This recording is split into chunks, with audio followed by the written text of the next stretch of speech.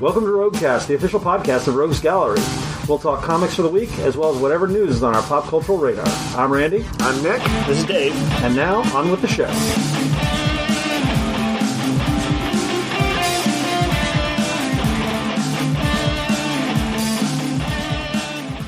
All right, welcome to November. It's November, y'all. Man, things are moving along somewhat alarmingly, but on the plus side, on Sunday, first day of November, I believe. Yep. I noticed this kind of weird sea change, but a good sea change for retailers like us, which is there was this like holiday energy. It was like a switch had flipped. Interesting. We have lights up and decorations. Everybody's ready to party. People were ready to party. Screw Thanksgiving, yay Christmas. Ready for the holidays. I mean, that wasn't like everybody was talking about buying for Christmas. There was just an energy that felt holiday-ish. It was nice. Yeah. It was nice. It's getting a little colder, which of course I hate. Right? And by a little colder, you mean only a little colder? It's like... It's in the 60s. This is beautiful weather. No, 70s or nothing. Isn't it in the 70s? It's in the 70s to 80s. But sometimes. Yeah, like if you go out at 3 a.m., Randy, it might be a little chilly. Yeah, but, I know. I'm generally liking this weather. It means I get to Randy's go out in for about 3 months of roughness. Yep. And y'all are in for 3 months of roughness and me complaining about it every week. I mean, for all we know, global warming is going to get us up to like 100 degrees. Yeah, that's right, Randy. Randy. Always remember that the destruction of the worlds and total environment might make for a few nice months for you. And that's all I ask. Yeah. I mean, also, there's at least a silver lining for the destruction of the world. Also, it gets dark at like 5 o'clock now, and that sucks. No, Are you not a fan of this? I kind of like. I do too. You know what Father he says is my co-host on Text Trek. He's a guy who loves some Vikings and Scandinavian lore and all that. He feels like it gets him in touch with his inner Viking, and it's the cold air, it's the dark nights. And all this stuff. I do not have an inner Viking, and he also likes the holidays too. Could he just get in touch with his inner Viking like an hour later? Nick, I thought you were on board. I am on board. I just find that to be a little odd. No. It's darker in the north for those long periods of times in winter. I have no inner Viking. I have an outer me who would like to walk his dog in the light. Yeah, your dog's just fine. It's only you, Randy. Nope. May I suggest something, Randy? Wear a headlamp. I was about to say the same thing, Nick. I was about to say the same thing. What if I just watched Back to the Future 3 again for a while? And I don't know if you remember, when they're going to the cave. Yeah. Einstein, his dog, or no, it's Copernicus, is his dog. He's got a little mining helmet on. So I'm like, maybe I could give my dog a mining helmet. You should. Yeah. I'm a favorite. I have a headlamp that I use sometimes. It's cool. Is it on a beanie? It's not. It's just a little strap I put on. I look absurd, and yet it's fun. My mom has a beanie with a headlamp on it, and it's actually very handy. Like in the winter when I have to go like drip her pipes and stuff like that, and go out and it's inevitably I'm getting there after work and it's dark. Yeah, and so I need it. Yeah, you know what else is a good source of light? The sun, which is out earlier. Or would be, but not for the next 6 months. Exactly right. Which is my point. We need to go daylight savings and stay on daylight savings. Or alternatively, we could talk about board games and comics so that we don't have to subject the audience to this. They love our weather talk, but okay. Weather corner is important. We do have our final weeks of the clearance sale going on. It will end right before Black Friday. Everything on the table. $5 for graphic novels, $10 for games. There's some good stuff still on there. Let me tell you, on the day that we did this, somebody picked up like a miniature or something. I think it was a miniature that was originally like $125. Something crazy like that. Something crazy like that for $10. Yep. These are the kind of prices you can get. You can't go wrong if you've just been like. Even if you just like, I just like the art in this. Is it a gas balloon?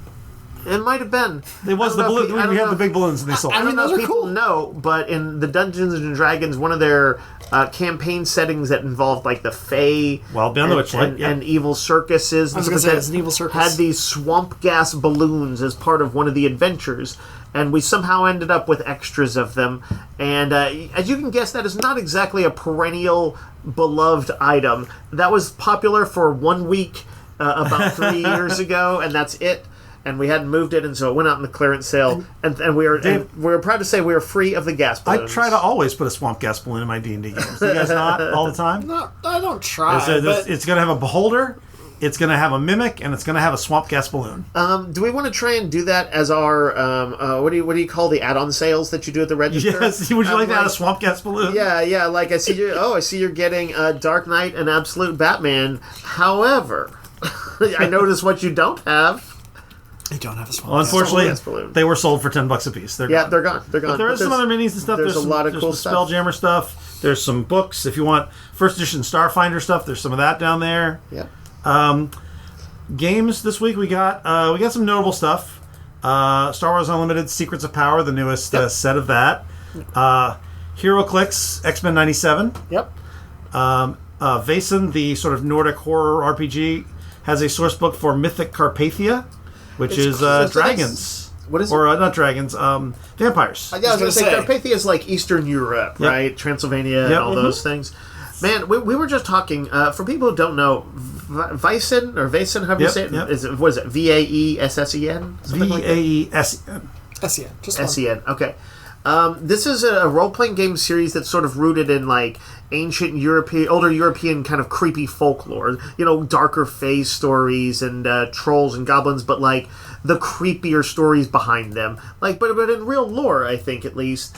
And it is an RPG system and setting that has taken off, and it like earned itself. Like they don't have a huge PR budget, I don't think. But they have good production design. Yep. They have these cool materials and covers and an art style that's very consistent and looks cool and spooky. And you can play a duck rogue. That's a different one. That's Dragonbane. That's Dragonbane. Don't Also confuse Free the League, people. though. Don't confuse also the people. So they have the same art styles. Yeah, Sort of. Sort of. Anyway, we got a big restock on. But there was also like a starter set. There's a starter set that too. came So in. like if you were curious about it, there was a particularly easy way to get into it, and I said just look at some of the art online for it. We did get a big restock on some other Free League stuff, which included One Ring, Lord of the Rings 5e, and Dragonbane. Yep. Including the starter set, the core rulebook. So yeah, if you've Dragonbane is what Nick was talking about, and although I don't know a ton about it, it is a fantasy RPG. One I think that goes back to the 80s. I think was like when it was originally created. Yeah. But one of the quirky things about it is that it's people seem to like its system and stuff too. Yeah. But it has as one of the races you can play people who are like humanoid ducks.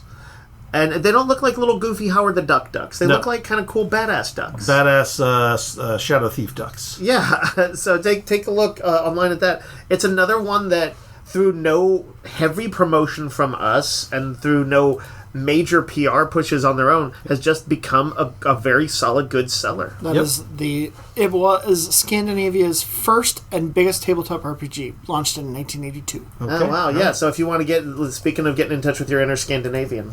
Yes. And then we got Perfect Potions, that's P-U-R-R, which is a game where you're attempting to brew more potions than your friends. You have the help of your charming cat companions, but they aren't exactly under your control. They follow the whims of the moon. I just double checked. This is a board game, not a role playing game. It's a board game. It's a games. family game. It is from Steve Jackson Games. Okay. Sounds fun. People like cats. People do like cats. And you know what else? Kids who otherwise I think wouldn't play a lot of games, if a game has a cat in it, solid chance if they like cats, they might want to play it. It is true. All right, let's talk about comics. There's a lot of good comics this week. Yes. I'm going to start with some fun surprises, I thought. That was one of the kind of cool things. I'm going to start with a Dark Horse book that I don't know was on any of our radar.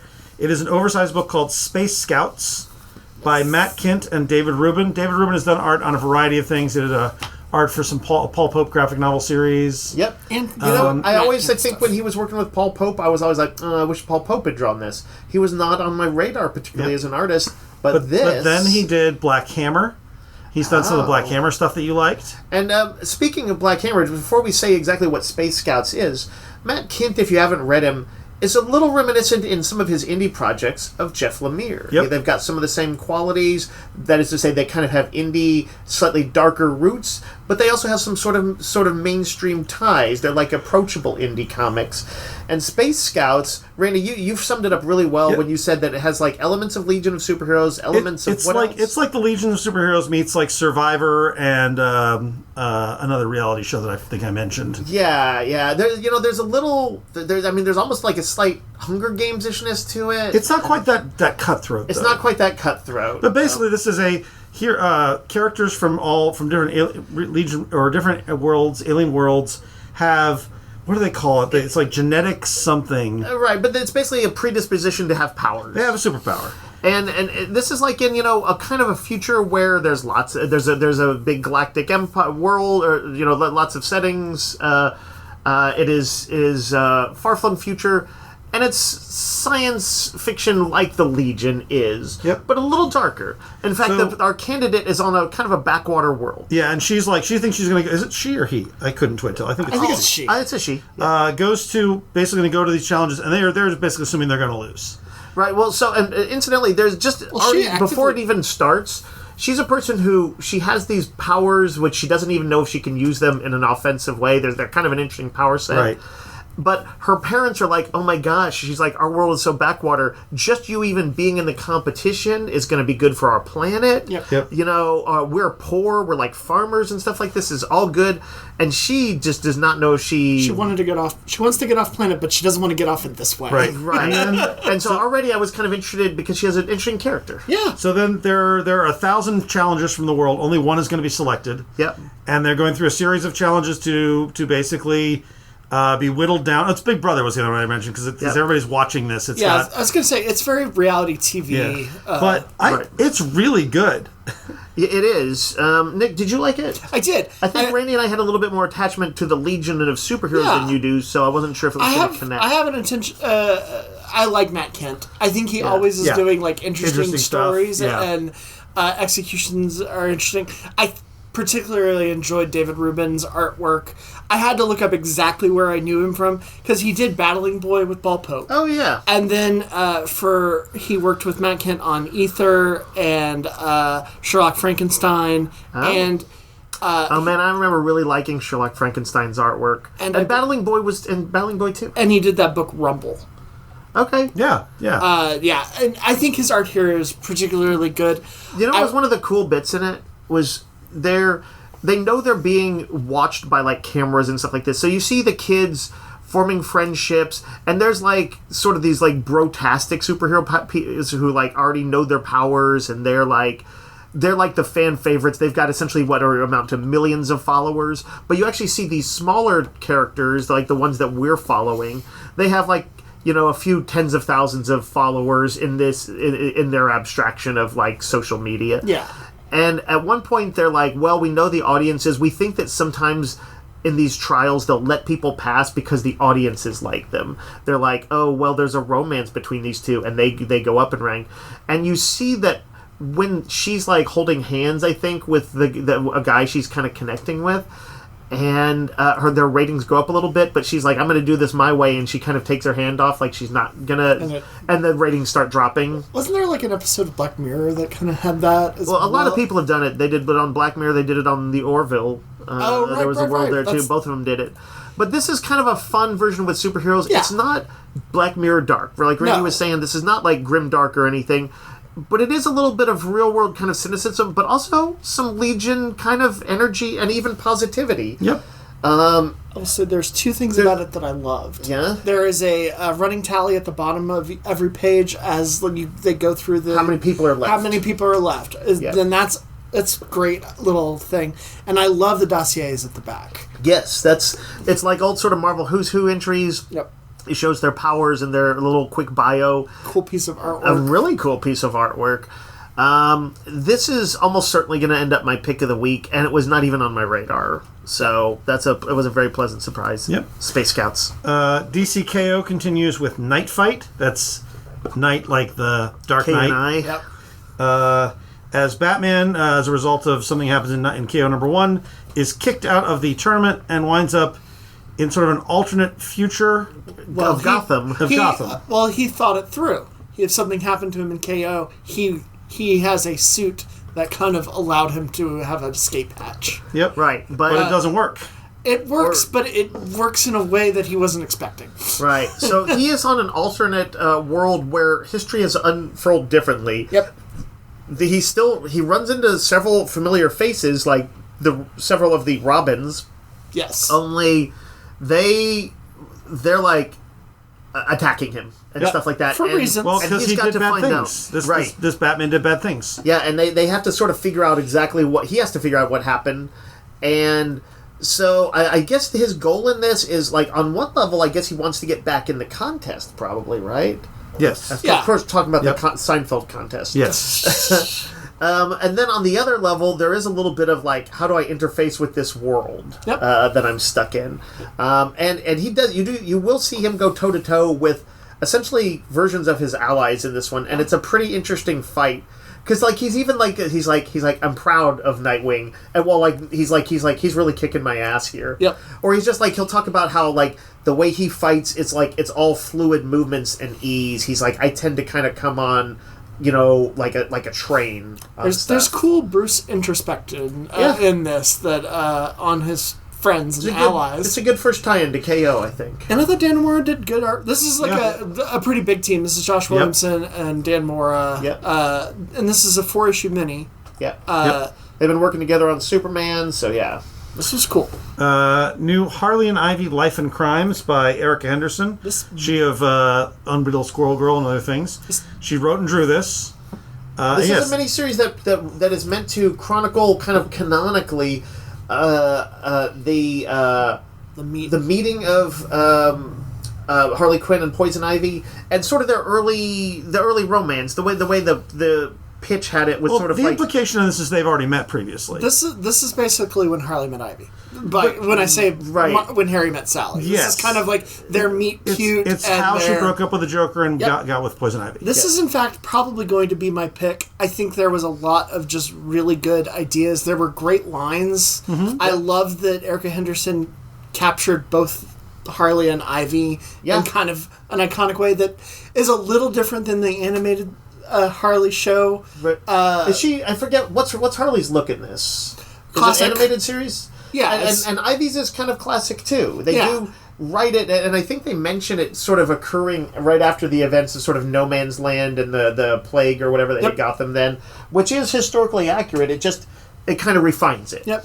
And there is a Joker in here. He is creepy looking. I think Erica Henderson is just killing it on the artwork side. Yeah, I thought it was interesting because I liked her artwork on Squirrel Girl a lot. Yeah, and you can see that it's the same person, but this is a little more of a watercolor look. It has a little more edge to it. It's a little bit more edge to it, and I think it's a good fit. Yeah. So that there can be these lighter moments, but it can also kind of veer a little dark when it needs to. I also agree, Nick. This is one of the better things the whole week. Alien versus Captain America. This is I've said many mean things about Frank Thierry, and I will again. But this is actually a book he wrote that I enjoyed. Art by Stefano Raphael, who does a really nice job. This is set in World War II. Basically, Baron von Strucker, with his Satan Claw hand, is leading a Hydra troop to the mysterious lost city of Attilan. Yep. Yeah, and they're looking for Inhuman stuff, but what they find spoiler, aliens. Is xenomorph stuff. Yep. Which might have wrecked Attilan in the past. Yep. And Strucker is kind of like, we can work with this. Yep. We're looking for weapons. These things look like weapons. That's kind of a baseball analogy. This is a book right down the middle. Yeah. And it is exactly what you want. It is kind of like popcorn entertainment. Yep. But it's done really smarter than you'd think. It's World War II era, so you get Nick Fury and the Holland Commandos, Captain Bucky, and then you get at some points you're watching the bad guys a little bit as they're doing their bad guy thing, and you're like, oh, these guys are sleazeballs. Oh, I hope the aliens get them. And I'm like, oh, Strucker is pretty vicious and brutal dude. He may be able to corral them and stuff. So. I thought this was surprising. I didn't know it was going to be a World War II thing until I was writing up, making signs for it, and it's a fun. It's a lot of fun. Planet She-Hulk, which is a spin-off from the just concluded Imperial. Yep. This is Stephanie Phillips, artist Aaron Cooter, who I think was the same team that did the one-shot for Imperial. I'm not positive. Oh, maybe so. But basically, She-Hulk, because of things that happened during Imperial, she's been stuck on Sakaar, running things when she really doesn't want to be. She is basically queen of Sakaar, and she has to deal with the politics of people trying to get rid of her, and also running a world where gladiatorial combat is used more than the law. Yeah, I didn't realize that was Aaron Cooter doing artwork. Yeah, it's nice. It's nice. Yeah. It's a little bit more... Well, the coloring is a little more painty. I was going to say, it's a little more shiny. Yeah. than I'm expecting. Echo, Seeker of Truth is a Marvel Voices one-shot focusing on the character Echo. If you know these, there's always 3 different stories by different creators. Is there a Marvel Snap story in here? Because I use Echo a lot. This is Native American Heritage Month. Are they all Echo stories, or are there other Native American stories? There are only 2 Echo stories. This is an Echo one-shot. Marvel Voices is sort of the branding, but Yeah, it is. It is an Echo one-shot. The Dreadnought War begins in G.I. Joe number 13, forcing an unusual team-up between Cobra Commander and Duke. Yeah, these guys are arch enemies. Yep, and yet they don't like each other. When sort of Destro sort of coerces a little bit the Dreadnoks into enacting a revenge scheme on Cobra Commander, who they have a rightful grudge against. Yep. I have He may have tortured some of them. I wondered when Ripper was going to move back to the Dreadnoks, since he's been working for Commander for so long. This was a great opener. You know, it was a cool. Yeah, this is the start of basically what would be the second major arc of the book. What issues 1 through 12 are one thing. Now we're on 13 and up. But this is also a very reminiscent of kind of like the giant crossovers of the cartoon universe, the creation of Serpentor. It has a certain bigness to the events of it. They actually do a neat thing on those, like, pages 2 or 3 or something like that. There's a recap, and it's just 2 pages, but it actually recaps everything that's happened so far in a really concise and kind of cool way. And sets it up. So, man, I'm looking at like some of these fight scenes in here, and there is some great stuff. The Dreadnoks, you know, if you want to see them at their full Mad Max Fury Road funnest, this is it. A little bit more of a force to be reckoned with. You know, they were always like these rough and tumble henchmen for Cobra back in the days, but Cobra Commander probably would never have said they feel like they could be a threat to me. It's true. Here they're a threat to him. Yep. And also I see there's Zatanna and Xandar. I don't think we see anybody new. I don't think so either. But they are driving some very recognizable cars. It looks like a Fury Road spread. Yeah, I mean, there's the Thunder Machine, but there's also I forgot what it was called. Was it the Cobra Stun? Yeah, I think that is. Where it's the thing that could split off and God, I loved that as a kid. Yeah. But there's nothing more efficient than a vehicle that could split into 2 at any moment. Yes, it's true. that is peak weapon technology, design. man. That was they did some crazy stuff. This was a ton of fun. Anyway, I love this book. Yeah, I thought this was I really liked the second arc that had Bludd facing off against Baroness, we should say there's a trade of that comes out today. Yep. So if you want to catch up before it's Baroness and CoverGirl versus Major Bludd. Yep, it's pretty good. And also Clutch and a. Oh, right. And a Transformer, story. Yep. And Night Force. Yep. That shows back up. Yep. I wonder what kind of Transformer Clutch would team up with. What could it be? It's that fountain pen guy. JSA number 13 starts a new story, year 1. So it's a retelling of the early days? This is Jeff Lemire. It is. It's pretty good. It's more focused. JSA is, because of all the legacy characters, it's had a lot of characters. This is just Hawkman, Hawkgirl, Sandman, Hourman, and Green Lantern and Flash. The classic JSA. They're also... Oh, and I guess Johnny... What's his name? Atom Smasher or whatever. Johnny Thunder. And the Atom. So it is, but it's not like a billion legacy characters. Right, it's not all their heirs and descendants and all that stuff. It's just... They're all investigating various things. There is a... they're doing some of the implications of Alan Scott being gay or bi, which is sort of a thing they've retconned into his past, which is done in an interesting way. Some really good takes on the classic characters. If you like, art is really good. Yeah, if you like JSA and you haven't been reading it, this is a good place to jump on and see sort of some early JSA stuff. Batman number 3 is out this week. That is Matt Fraction and Jorge Jimenez, and continues to be great. Sort of our best-selling, the best-selling mainline Batman title we've had in some years. That it is selling even close to Absolute Batman is crazy. Yeah. And Fraction has been doing a lot of cool stuff because this is a Batman that's a little more superhero-y. There's a little focus on so a bit more on his gadgetry. You see the Robins are fairly prominent in it. Like what's his name? Tim Drake had a notable previous issue. There's a lot that happens in this issue. I'll also say that has to do with Batman kind of versus the local cops. Yeah. They are for sure. Vandal Savage is running the police, and so you can be sure that is not going to go well for him. But their specific scheme is pretty awful. His use of the Riddler here is really good. Yep. I like his version of the Riddler. I think he's introducing a new newsman At least I didn't recognize the name. Kind of a Ben Reilly. Yeah, Jack Dean. I don't recognize the name. I think he's a new character. But yeah, kind of a Ben Reilly newsman. There's also an interesting thing where a kid is recording on his phone and he witnesses sort of part of the cop scheme against Batman, and there's a question of, how that will play out. I like that he's made Gotham kind of a character. We get all of this stuff, just little bits and pieces here, but we're getting locations and news media. It's people. True. I feel like this is a kind of a living, breathing Gotham in a way it hasn't been for a while. We also get Harvey Bullock. Yep. Harvey Bullock is a little bit more of a peer. He's hanging out with bounced or what is it? Jim Gordon got he's not commissioner anymore. He's demoted. So he's I don't know, a beat cop or something again. Yeah, and Bullock is a private investigator. And it's just, there's cool ideas. The interaction with the two of them and Batman is pretty good. Yeah. This is quickly becoming one of my favorite books. Yeah, agreed. Ignition Press has its first sort of non-horror book called No Place, written by Tim Seeley.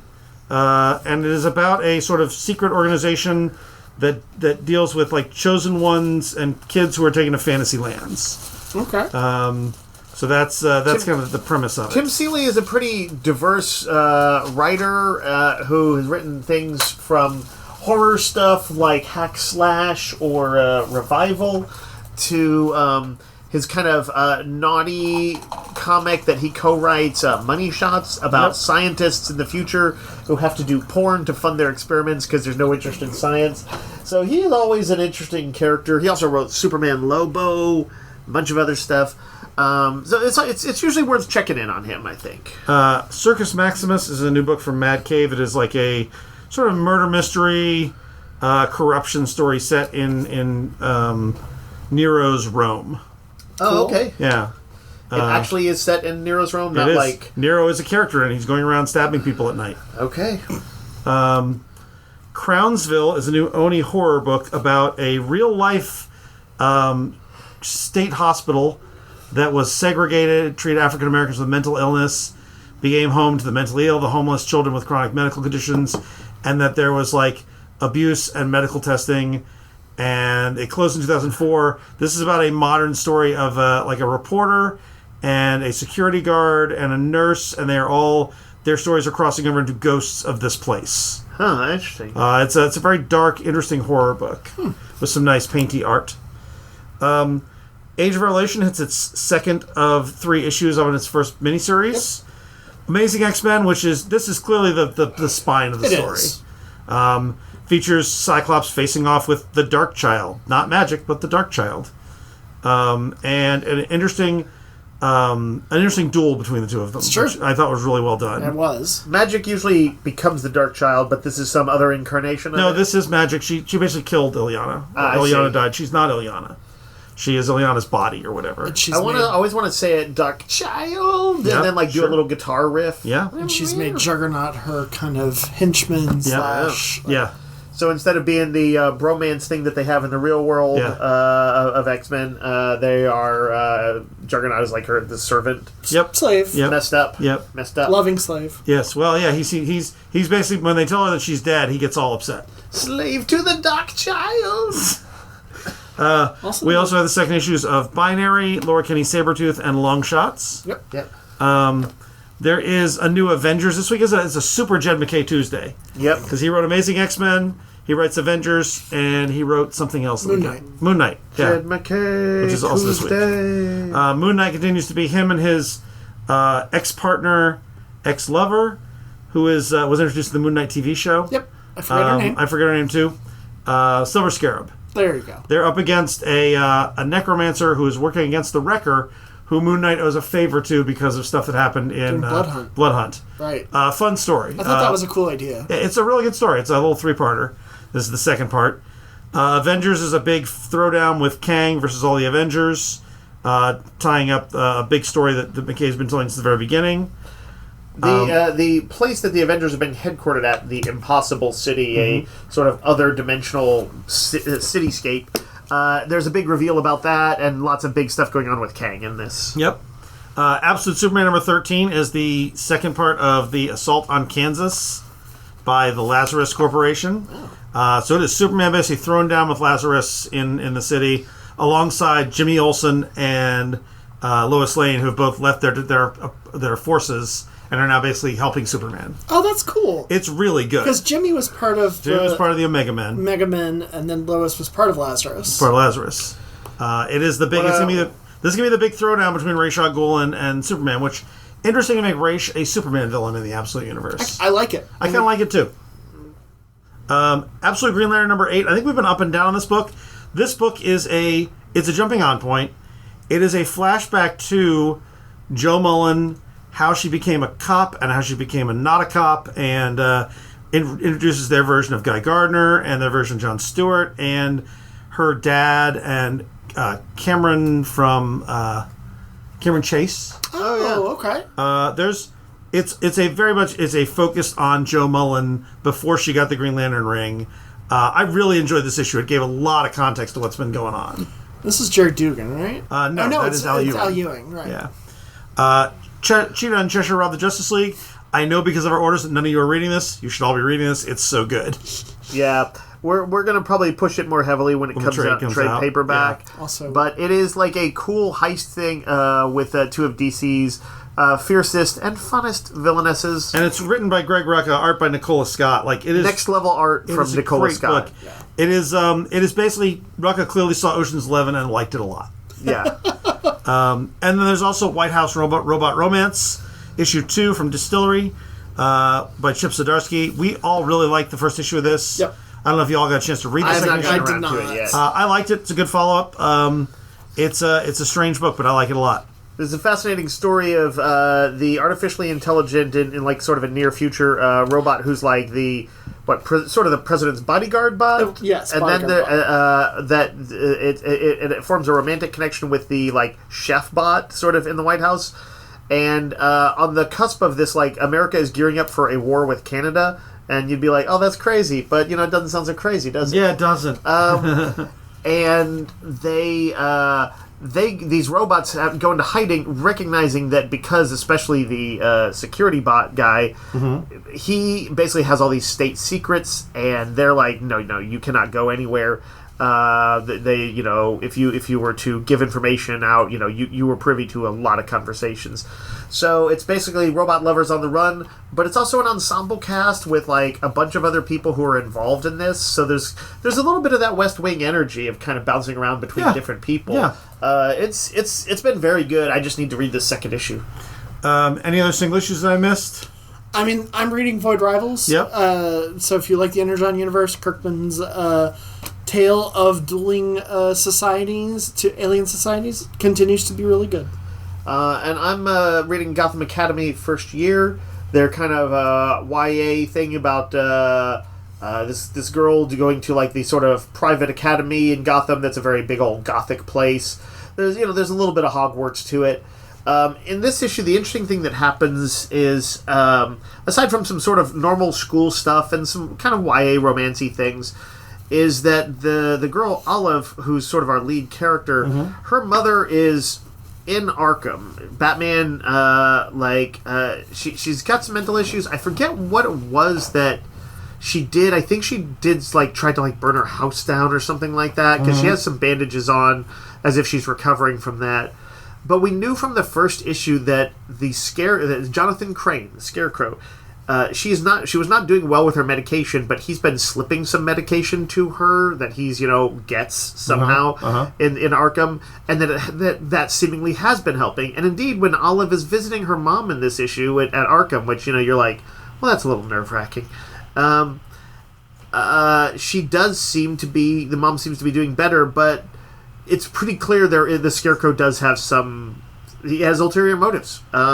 And there is an incident that happens at Arkham. So if you've ever wondered what's it like to be a student in high school who maybe takes a sort of field trip to Arkham and things go bad, this is the issue that will give you a sense of that.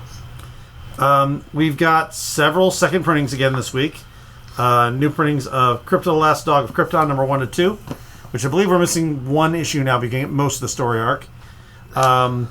The new printings of Absolute Flash number 6, Absolute Green Lantern number 5, Absolute Martian Manhunter number 6, New printing of Planet Death #1, the book from Bad Ideas. Number 2 of that also comes out this week. And then we got a whole bunch of trades and collections again. So it'll have a table full of stuff. Yep.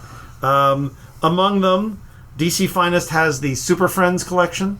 It's all the Super Friends comics. Is this the stuff from back in the day that includes, I think, some actual art from Alex Toth, I think the that is legendary artist, correct, yes. who did a lot of design work for Hanna-Barbera, but was also did design work for, oh my gosh, Johnny Quest, and was one of the great artists of his era. He's like an iconically great artist. Doctor Strange of Asgard trade. We all really like that. Oh. It's going to lead into the ongoing series coming out soon. I need to just buy that one. It was really good. That was good. Yeah. Doctor Strange roaming around Asgard, making friends and enemies. That's a good time. Yep. G.I. Joe Volume 2, which we already mentioned. Justice League Unlimited / World's Finest We Are Yesterday trade and hardcover. It's the next volume in both of those series. There's a lot of time travel stuff that sets up DCKO. Lord of the Flies gets a graphic novel adaptation, and the art is beautiful on this. Yeah, we were like, oh, this looks really good. Cool. The Moon Knight Fist of Khonshu Volume 2 is this week, leading up to Moon Knight's issue this week, so if you want to catch up and then read, you so can. another portion of a Jed McKay Tuesday. Yep. Power Fantasy Volume 2, that is Kieran Gillen's kind of like God's superpower in the real world. Yeah. With diplomacy and that kind of thing. Like all of his stuff, big ideas executed really well, but it reads so much better in trade. Yeah.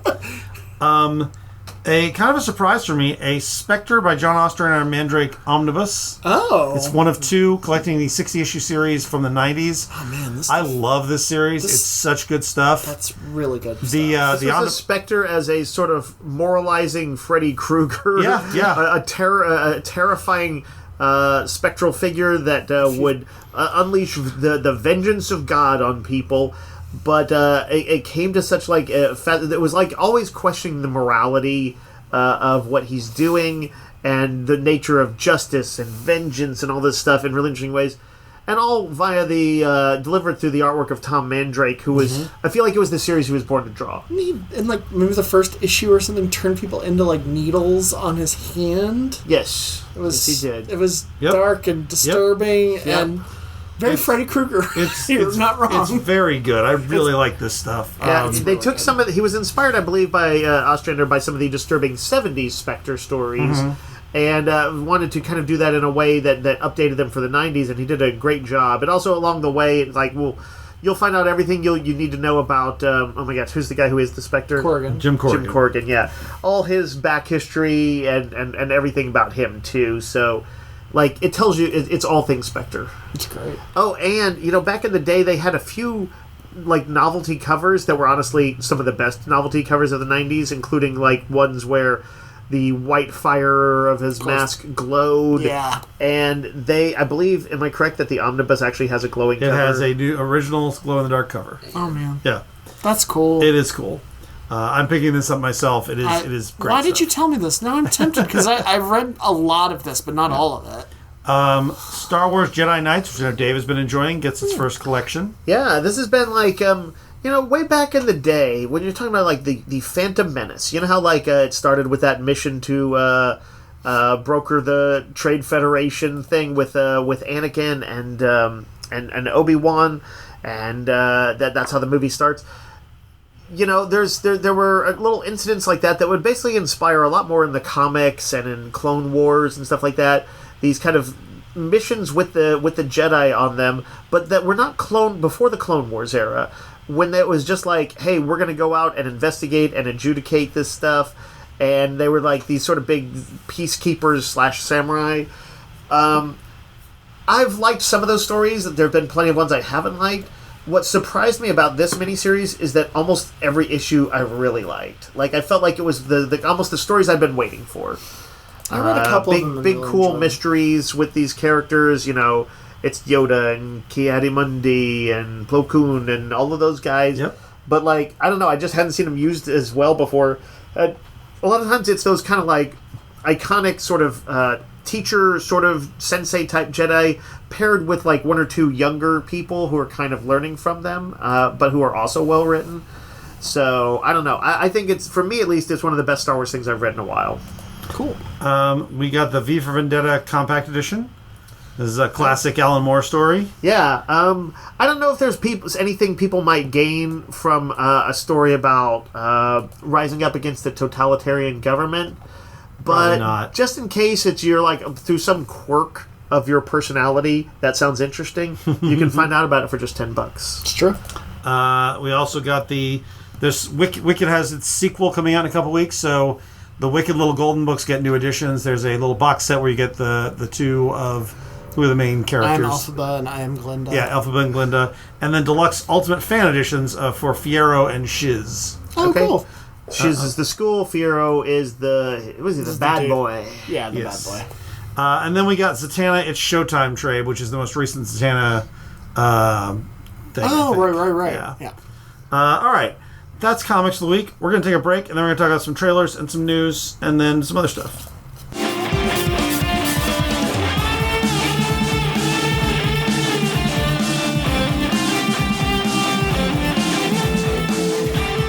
All right, let's start with a couple of pretty notable trailers. Yep. The first one is... all sort of sequel-y. Yeah, Scream 7. Right. There was a lot of controversy leading up to this. There were people like, all the new people dropped out of it. Well, one got fired. And then other people dropped out in solidarity. Yes. And as a result, they have this wind-up, basically, they're going sort of back to the well of Sidney Prescott and her daughter. And Gail's in it, too. Yep. Now, I have only seen 1 through 3. Y'all have seen all of them. Oh, man. You haven't seen the best ones. No. That's an accurate statement. Inaccurate statement. No, it's not. The originals are the best. Disagree. Randy likes new and fresh. He does. He likes new and fresh. With a new pop song. I actually think that the second trilogy is stronger. Yeah. Well, I will say this: the third trilogy kind of hurt my interest in it for a little while. I know, or the third in the first trilogy. Yes, exactly. But let me ask you this now, Randy. So, just basic concept. Going back to Sydney, does this fill your? Are you down with this? Are you completely uninterested? I know I'm interested. I was less interested when the casting stuff was going around, but seeing the trailer, this looks like a Scream movie. Yep. Yeah. It's got a snarky killer. Right. Ghostface is back somehow, and Sidney's got a daughter that he's threatening, and there is like postmodern references and stuff like that, which is the nature of all Scream movies. Yep. And pretty solid trailer for, I'll tell you the thing. It's a bit samey to, when they did the last Halloween, and you had Jamie Lee Curtis being like,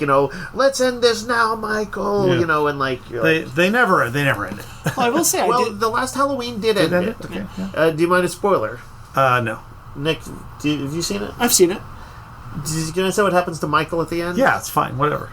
Michael, they could still bring him back from this because they've done supernatural stuff. But they take his body out to one of those shredding machines that destroys cars. Oh, nice, yeah. And drop it in there, and you see it get wrecked. Yeah. Okay. So he gets turned into goo. Okay. And there is a sense of that they at least were like, she's forever scarred by this, but that they kind of got their happy ending out of it. The thing I liked about the Scream, the second trilogy, was that they took it to New York City. Yeah, they definitely took it to new places. Had a big ensemble cast. This one has a smaller. They killed off one of the better characters, unfortunately, in the last one, Dewey. Well, yeah. And I swear I thought they'd killed either Gale or Sidney before. No, those are both stick around.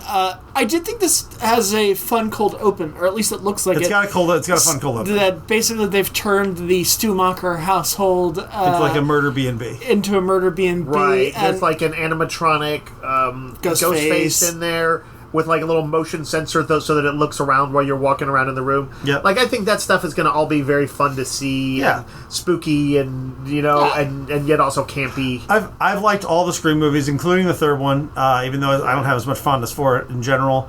Definitely the second trilogy brought me back and reminded me how much I like them. Yeah. So I'll probably go see this. This is a solid enough trailer. Yeah, and I inevitably am still waiting for Matthew Lillard's return.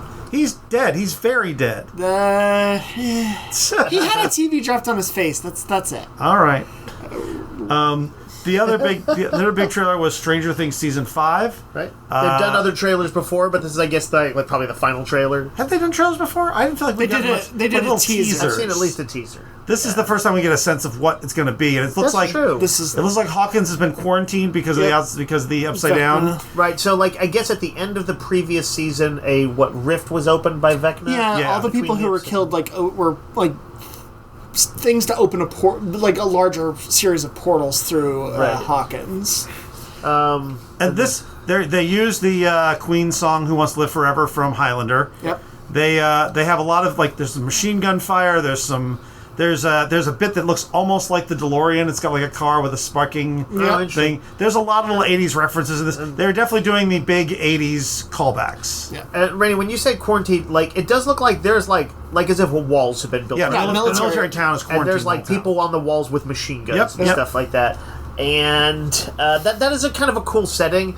I like the idea of a spooky but walled-off town where you can't get out. What's interesting is that these are still kids on bike characters, but it's not the army or anything that's doing the fighting. It is these kids are the ones that have to take down. Well, I think the armies are involved. Yeah, but not a good way. No, probably not in a good way. I think they're going to find that. I'm just why wouldn't they get people out? Why would they quarantine people in? Because people could have those little slugs in them, I guess. Right.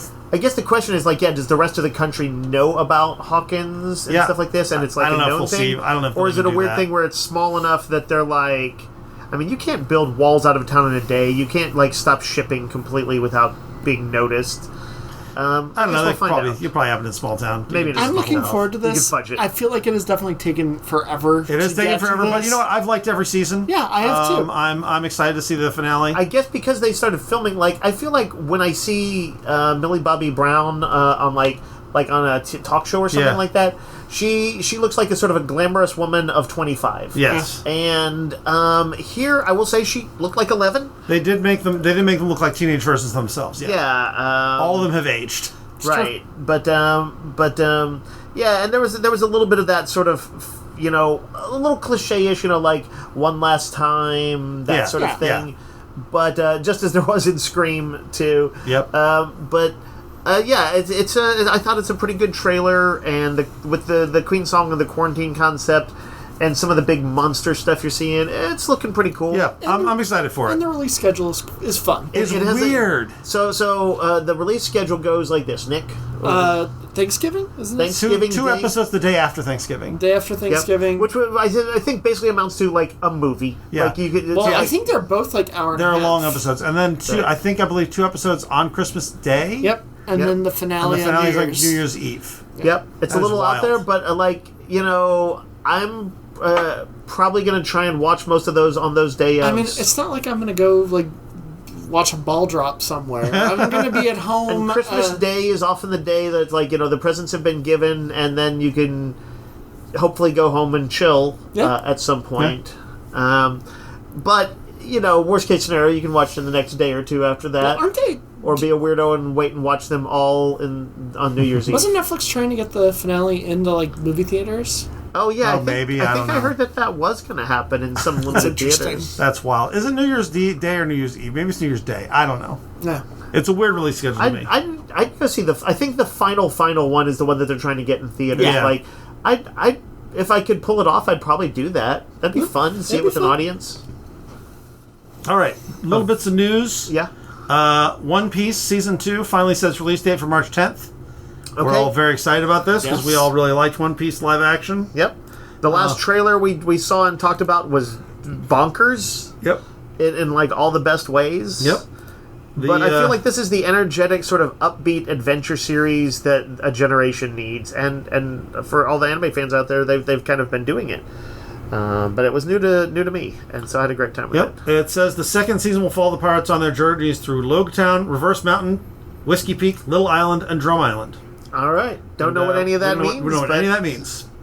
But I did see a piece of art that showed this big snowy mountaintop. Yep. And we know there's some weird little creature. Yep. And I forget what all else happened in the previous trailer we saw. There was sword fighting. Yeah. Very excited for this. Glad to see it coming back. Yeah. Hulu has ordered a pilot for Southern Bastards, the sort of crime series from Jason Aaron, and Jason Latour. Yep.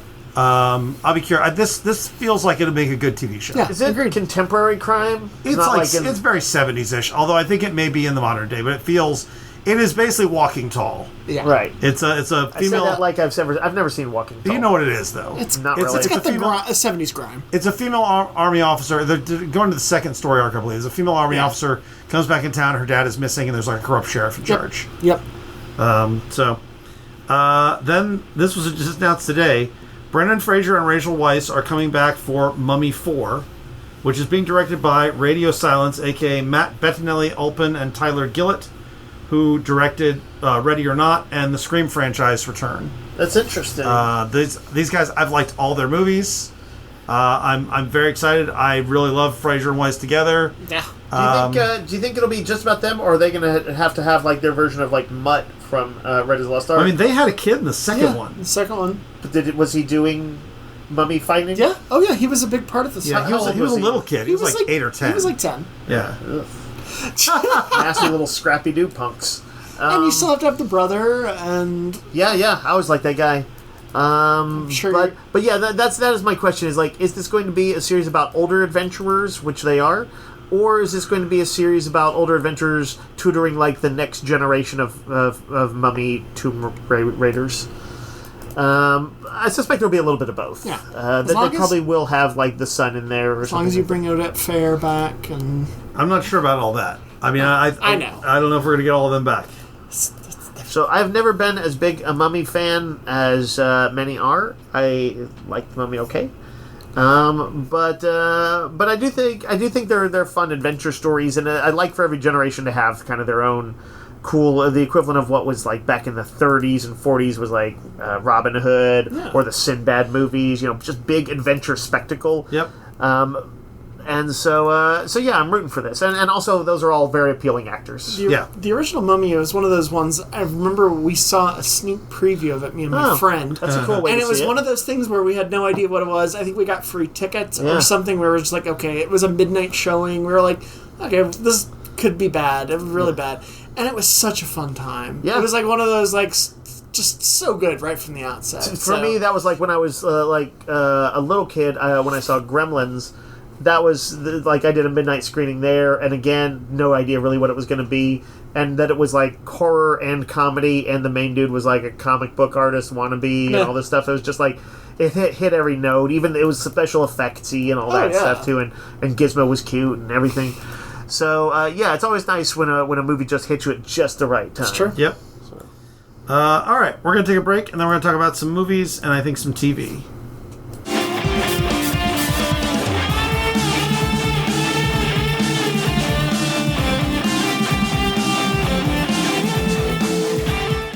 All right, so we're going to catch up a little bit on... I want to talk about... I binged on Sunday Only Murders in the Building Season 5. Yep. Which, I don't know, have you all seen any... I've seen the first season. Okay, all right. Dave, you know... I've seen a little bit of the first season. I quite liked it. Yeah, it's a really likable show, but for whatever reason, the Season 5, I was like, I feel like, even though I really enjoyed Season 4, I was like, well, I don't know if I need to watch any more, Only Murders. But I needed something to watch that was like that was not like so distracting that I'd be focused entirely on it. And so I turned it on while I was doing work and stuff on Sunday and wound up binging through the whole thing. Who's the addition to the cast this time? There are several. Oh, okay. I thought usually they pull in like one or two notable ones. Diane Wiest plays the murder this time. The murder always happens at the end of the previous season. Yeah. Was their doorman. Oh, okay. He is found dead in the fountain. Sure. And so as this starts, his wife is played by Diane Wiest.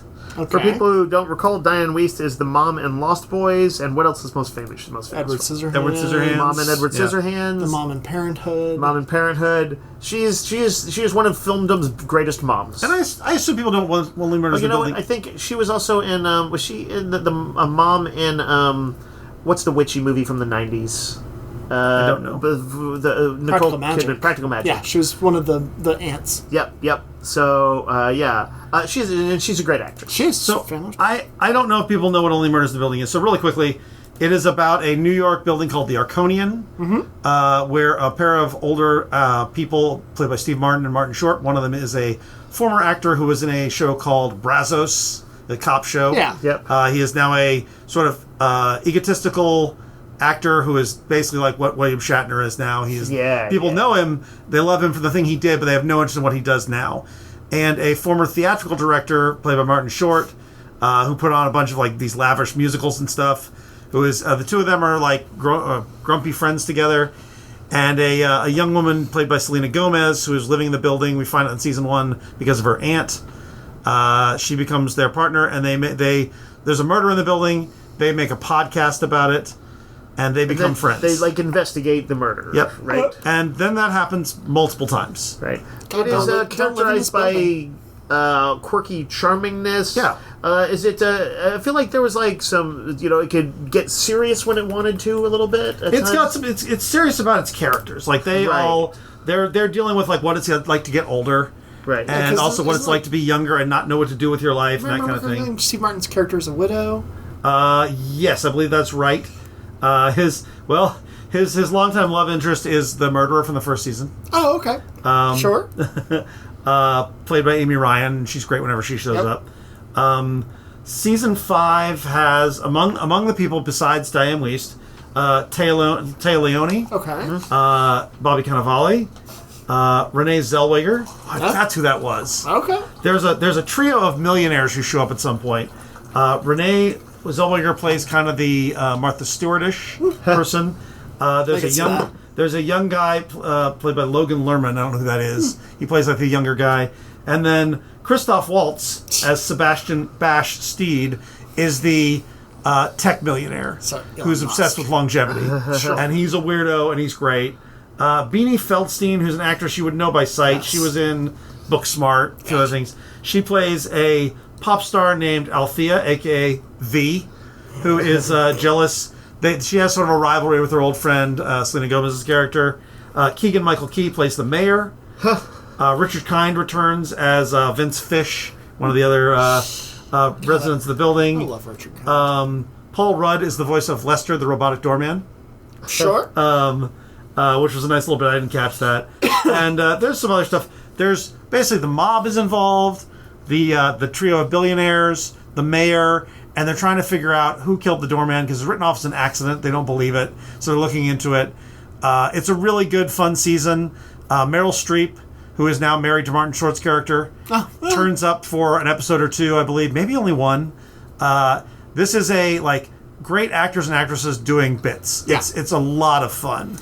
This is the equivalent of like an Ocean's movie, essentially. Oh, for sure, yeah. Right, you're kind of having some fun with just watching these actors play off of each other. And they're having fun just seeing friends and just having a good time. So, Randy, you said you went in a little reticent, a little like, I don't know if I need more of this. Did you still feel that way? No, by the end I was like, oh, this is great. I can't wait to see another season. Okay, Yeah. that's good job, show. Yeah, it's really fun. It's a lot of fun. I would recommend it. And I would recommend going through all of it because all the seasons are fun and it does build on itself. Okay.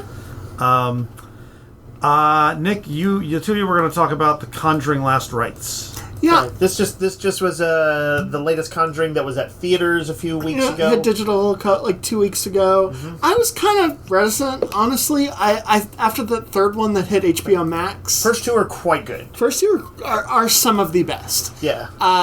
And third one was kind of a strike. It was a major whiff. Yeah. I was like, this is boring. And we knew that this was going to be like sort of the last one, or at least the last one for now. Maybe the last one with the original actors. Yeah. Well, it's definitely like the end of their careers, like for like real life kind of thing. Right. And just for people who don't know, these are the wildly Hollywooded up dramatizations of supposed real cases by the Warrens, the husband and wife, who investigated the Amityville house and all these sort of famous hauntings in 60s and 70s and 80s, who in real life were pretty much, I think, charlatans. Yeah. But their film versions are sincere and interesting and usually fun to watch. Really well played by Patrick Wilson and Vera Farmiga. They're great. They have such a rapport with one another, and they're very believable. Yeah. But it's interesting because they're, like you were saying, Nick, these are very scary movies that have and I was saying that they have a kind of a wholesome underpinning in these characters. And of course they also keep a weird museum of all their stuff in their house, which includes the Annabelle doll. And then they let people tour it, and they're like, "Don't touch anything." I'm like, "Why are you letting people tour your stupid haunted place?" To raise awareness about the strange supernatural stuff. They even had the side story, Annabelle Comes Home, which I actually thought was pretty good too. That focused on their daughter. Yeah, that was the one that was kind of what I think of as the YA one. No, it was the YA, but it was a lot of fun. The best of the Annabelle movies. I don't really like the others, but that one was fun. This one basically has the Warrens, but focuses on their daughter in a lot of respects, because a haunting that kind of latched onto her in utero, essentially. Oh, right. Kind of comes back for the Warrens through a small suburban family that gets a demon-infested mirror. Right. And things start happening. It's one in of those house. It's not like a little hand mirror. This is like a... No, it's like a full-on, full mirror. What do you call those? Yeah, like a full mirror that'd be as tall as a door. And it's got a weird kind of wooden carving of three people. Yeah, it's got, a sculpted... Yeah, cherubim. And doesn't, isn't somebody at some point says, oh, that looks like you? Yeah. To the daughter. I will say, this did have some good moments. I thought I enjoyed it. You know what I felt, though? I felt like they pulled back a little bit whenever the scares were getting intense. Yeah. It didn't have the kind of there's some big scares in the first two movies, really intense jump scares and things like that I think are quite good. I thought in particular... I thought they held off a little bit. There was. In particular, this is the time where, corded phones were a big thing, and the mom has a big kind of thing of talking on the phone and while she's doing stuff in the kitchen. Right, and it goes. The phone is in sort of a little closet or something like that. Yeah. In there. And the kids will play this prank where they go into the closet and they just pull the cord. Yeah, just kind of annoying. Her. Yeah. And obviously there comes a time when that happens and there's no kids around. And I would have been nope and gotten the fuck out. Yeah. But it was just a well-constructed scene that they had built upon. And I liked those elements. It didn't hit all of the buttons. Right. I think it's a little flawed, but it was a satisfying movie. Yeah. What is it? Patrick Wilson is still dealing with... I think this goes back to the previous one with, he's got heart issues. He's got heart issues. So, the notion of them going up against the stuff they normally go against is, really risky for him. Well, Vera Farmiga's character is basically... They've stopped because of that. Right. Because of his heart issues, and that sort of gets drawn back in by this entity. This is they're sort of compelled to. So, I think there were good moments. This is 100% worth watching. If you like the Conjuring, on a 5-star scale, is a 3.5, something like that. 3.5. If you like the movies, you should watch it. It's a fun send off. Yep, I agree. I think that's good to know, because I had written the thing off because I heard the last one so bad. I did too, but I was like, you know what? It's one more. It's fine. We'll watch it. I like to press play, and I was impressed. I'm not impressed, but I thought this was a really solid movie. Yeah. I closed out my Halloween watching with a few new movies. I watched Black Phone 2 and Frankenstein. Yep. Which we're going to talk about next week when you guys have a chance to see it. I'm excited for both of those. I really like both of them quite a bit. I'm excited for Frankenstein. I am vaguely interested in Black Phone. I will say Frankenstein, it's kind of a shame you're not going to get to see it on a big screen. See it on as big a TV as you can, because it is gorgeous. Oh, I'm sure. Del Toro just knows how to Our staffer Serena saw it, and I think she said when this movie comes out, it's going to be my whole personality. So I didn't love it as much as she did, but I did quite enjoy it. But I also caught up some other stuff that I mean to watch. I rewatched Scare Me, which I really like. On Shudder, it's Josh Rubin of Dropout. It's one of his first, I think maybe his first movie he directed. I think it is. With him and Aya Cash doing storytelling, spooky storytelling in a cabin. People should just really watch anything Aya Cash is in. She's great. Honestly, you should watch any horror movie Josh Rubin makes. He hasn't missed once. Is this what's the movie about? Scare Me. It's a writer, or sort of a failing writer, and a successful novelist wind up in a cabin together where the power's gone out, and decide to tell scary stories to each other. And is it just about seeing them do that, or is this one of those where it's an anthology and they dramatize? They just act it out to themselves. Oh, Josh Rubin's a voice actor. He does voices really well. Aya Cash keeps up with them pretty well. At one point, a pizza boy shows up and helps them out. But it's a lot about their jealousy and their relationship. Huh. It's really good. Highly recommended. I need to give it another watch. I know you weren't as crazy about it. I was not crazy, but it could have just been the mood or the time. It is legitimately great. I rewatched it and really loved it. Because I love Werewolves Within. Then I got a group of people to get on Halloween to watch One Cut of the Dead, the Japanese zombie comedy movie, which I adore. It's a wonderful movie. Right. It's kind of and we always it's a little bit hard to talk about because the very nature of it is that the movie feels like it's sort of one thing for most of it, and then kind of we can say the premise, which is that there's some people filming a zombie movie when zombies actually attack. Yep. And it's an interesting movie throughout, but it really is the way the final act discloses itself that will make you go, oh, I see why people really liked this. Yeah. I did come across one person recently who didn't, but that person's wrong. I do think they're wrong. I had such a great time showing this to people because they all reacted the way I was hoping they would, which is they loved that third act reveal, and they all liked it going in. And then I rewatched with them, again, showing it to people who had not seen it, the Spanish zombie movies Rec and Rec 2. That's Rec like record. REC like record. On a camcorder? Because it is a found footage kind of vibe. Yeah. It is set in a building that is having a zombie outbreak. Yep. They are quarantined by the authorities. The way it begins, though, is it's this kind of late night feature show where they just spotlight people who work late at night and into the wee hours of the morning. It's a show that she is basically doing a ride along with firemen. Yeah, it's like the she's like the host and she's got a cameraman. Yep. And they're like, oh well, there's been a call about a heart attack or something at this building. Yep. And so they show up and get drawn in, and to me, it feels very real. Yeah. I think part of it is that it is a Spanish movie, and the actors are not famous people, and so something about it just feels very real and intense as they begin to uncover this thing, which is like zombies, but also kind of different from zombies, or at least revealed to be different at the end. Yeah, and it's really good. The sequel picks up right after. I will always say that it is, what Aliens was to Alien. Yep. The sequel to Rec is to Rec. Rec 2 is to Rec. Yep. But it is also its own thing. It is more action-oriented, but it overlaps very fascinatingly with the first movie. I need to watch that. I know I've seen it, but I think I haven't seen it in it's great. Forever. And then there's 3 and 4, which I've heard are real not good. Do not see them. It's not worth the time, but the first 2 are great, especially back-to-back.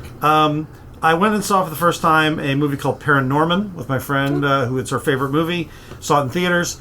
It's great. It's an all ages thing. It looks like a computer generated movie, but it is in fact puppetry. It's Leica Studios, the same people that did Kubo and Two Strings. Yep. A couple other things. It is about a kid who can talk to ghosts, and he is in this sort of Salem-esque tourist witch town where there's a witch's curse that he gets basically sucked in and he has to defeat it. Things don't go so well, and he winds up dealing with zombies. It is super fun. The writing is really good. The voice cast is good, and the puppetry is amazing. Like I say, I would have thought it was a 3D animated movie if I had not known that it was puppetry. I've seen a few like that do sort of hybridized styles, and they resemble stop motion animation or whatever, and it can be really impressive. And the last movie I watched was one that, Nick, you watched a couple of years ago. I think you told me about, Fresh. Oh, yeah. Which has the Winter Soldier. Sebastian Stan. And Daisy Edgar Jones, who I feel like I should know, but I don't know her from anything. She's been in a few different things. Yeah, she was... But this is it. This is that genre of the same one as Blink Twice and Get Out, of something that starts out as a date and turns into a horror movie. Yep. And I don't want to say too much more than that. I will say that it does well with sort of the captive tropes. What's it called? Fresh. Fresh, okay. Yeah. Go in not knowing a lot, but it is a really good movie. If you like Get Out, this is not as good as Nowhere in the Same Neighborhood, but it is a really good sort of woman in peril horror movie. Yeah, I really dug this one. Ren, if we have time, maybe I'll quick throw in 2 things. Okay. I will say I saw the dog horror movie that everybody's talking about. Right. Good Boy. Yep. I had somewhat mixed feelings on it, but I also think it's worth checking out for people, and you can be assured that the dog does not die and is... you can almost sense their care going into it, that this is made by people who love dogs and stuff like that. They couldn't film it the way they do. And I also think it's very beautifully and smartly filmed. It's almost entirely from the dog's perspective. If you're hearing the person who is the his owner, you are or like if you're learning plot stuff, it's because the dog is around and you're overhearing him like on the phone. He's frequently on his phone with his sister. It seems like might be dealing with an illness and is going to like recover at like his grandpa's old sort of not farm, but like an old kind of property out in the wilderness. And the it's kind of this rainy. It looks like sort of like the Pacific Northwest. It's spooky. There's something weird about the place. And you will see the camera is always lingering on the dog. You almost actually don't see people's faces very often. They're a little bit out of view. It puts you at that dog's eye view and makes sure it centers his interest. That's pretty cool. A story does unfold. It is scary. The dog is in peril at times, but not in like... I think in ways that most people, like if you can't do animals in peril at all, then don't do it. But I think many people would probably be able to work with this. I unfortunately felt like it sort of fell apart in the third act. There's a certain repetition of some of the scares that bothered me a little bit, and I wasn't really satisfied with the ending. But I thought it was a worthy effort, and if just the notion of seeing how a dog experiences sort of a spooky story, and I will say you're going to see some of the things you might hope to see, which is like his protectiveness, his bravery, his heart, and all that stuff is front and center. So I think people should check it out, but like kind of go in with sort of moderate expectations. And then the other movie I wanted to mention was one that I saw that I revisited. That's one called As Above, So Below. It's a found footage horror movie like Wreck that Randy was just talking about. And it's a favorite of mine from, what was it, 2014, I think. Yep. Y'all have both seen it? I watched this last year as part of my Halloween and really enjoyed it. Yeah. So I'm not going to go deep into it. But it's kind of fun because it's not like your average horror movie that's found footage.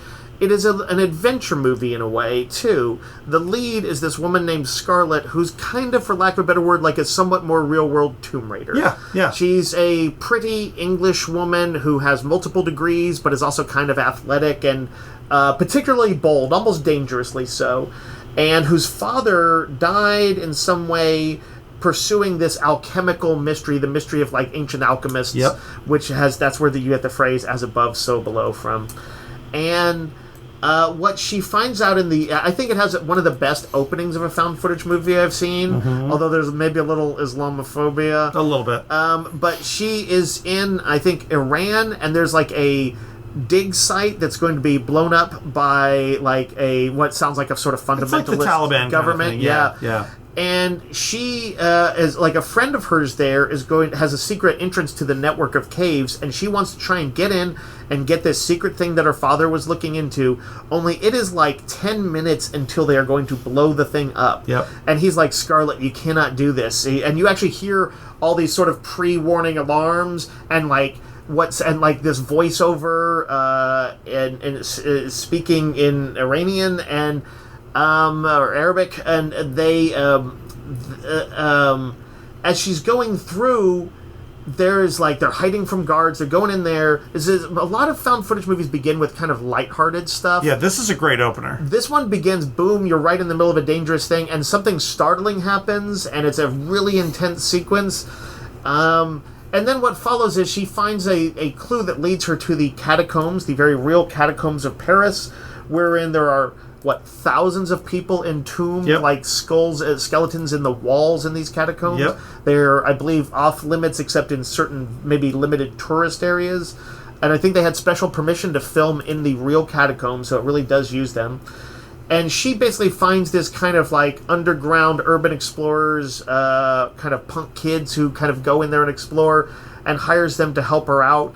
And she's got her cameraman who's making a documentary, and an old friend of hers who was reluctant to go but ends up kind of coerced into it. And as they're down there, scary things start to happen. You start to say, like, did they find their way somehow into, like, hell? Yeah. Is there... but at the same time, there's sort of Da Vinci Code-ish sort of mysteries and puzzles to be solved, so it's just not all scares all the time. and I think a pretty satisfying finale to it as well. Yes, yeah. What I was going to say is the people I saw this with, what was interesting to me is like the claustrophobic nature of it was really getting to them. And like there was like lots of gasps and oohs and ahs, and I was just hoping they would like this slightly more fun horror movie. But I felt like it impacted much harder than I expected because the claustrophobia was effective for them. And even though like I was just like, oh, what a neat setting. This is something kind of different. But the one of the chicks I was watching with was like, oh my god. She's like, get out of there, get out of there, get out of there. You know that part where they have to like climb over the bones and stuff like that? Yeah. Yeah, it's a good movie. Yeah. Anyway, it's a movie that's also kind of cheesy a little bit, and I didn't find it super cheesy. Or at least that's how I thought about it the first time I saw it. But it's a movie that I've revisited more than most other horror movies I've seen lately. I find it has a high fun factor, and it's pretty. Almost any given scene is satisfying. Yep. Also, the mysteries that come up in it and the weird things that they see. There's some neat reveals about what it all means in the end. Like pretty much all the weird stuff you see that you're just like, oh, well, maybe this is just weird ghost shit or whatever. Well, you're actually going to find out why all of it happened. It's true. It will all be revealed. Yep. So, anyway, as above, so below, worth your time, I think. All right, that'll wrap it up for us this week. Until next week, Yo, Joe. Roguecast is a weekly podcast broadcast from Rogues Gallery Comics and Games in Round Rock, Texas. You can find us online on Facebook and at www.roguesgallerytx.com and email us comments or questions at roguesgallerytx@gmail.com. Thanks for listening.